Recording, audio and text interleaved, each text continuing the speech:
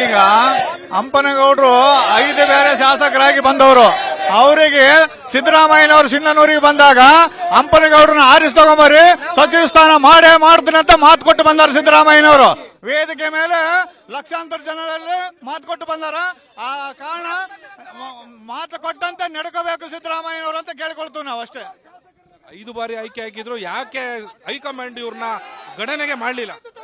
ದುಡ್ಡಿನ ಆಸೆಗಾಗಿ ಯಾರು 300 ಕೋಟಿ 400 ಕೋಟಿ ಕೊಡ್ತಾರ ಅವ್ರಿಗೆ ಸಚಿವ ಸ್ಥಾನ ಕೊಡಕ್ ಹಚ್ಚಾರ ಅವರು. ಹಂಪನಗೌಡರು 5 ಬೇರೆ ಶಾಸಕರಾದ್ರ ದುಡ್ಡು ಮಾಡಿಲ್ಲ ಇದುವರೆಗೆ. ಜನರನ್ನು ಮಾಡ್ಯಾರ, ಅವರು ಜನರಲ್ ಸಂಪಾದನೆ ಮಾಡ್ಯಾರ. ಹಂಗಾಗಿ ಹಂಪನಗೌಡರ ತಲೆ ಕೊಡಕ್ ದುಡ್ಡಿಲ್ಲ.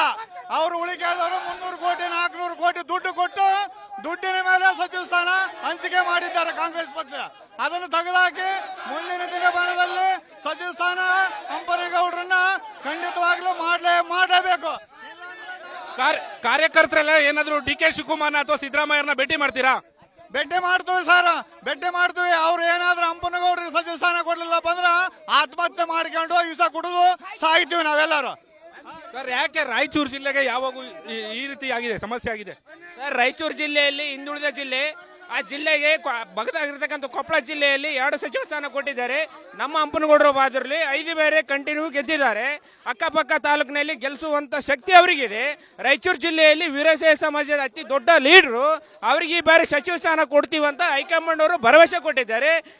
ಈ ಒಂದು ನಿಟ್ಟಿನಲ್ಲಿ ಸಚಿವ ಸ್ಥಾನ ಕೊಟ್ಟಿಲ್ಲ ಅಂತ ನಮ್ಮ ಹೋರಾಟ. ಸಿದ್ದರಾಮಯ್ಯ ಭರವಸೆ ಕೊಟ್ಟಿದ್ರು ಆಗಿಲ್ಲ. ಸಿದ್ದರಾಮಯ್ಯ ಅವರು ಕೊಟ್ಟಿದ್ದಾರೆ, ಹೈಕಮಾಂಡ್ ಅವರು ಕೊಟ್ಟಿದ್ದಾರೆ.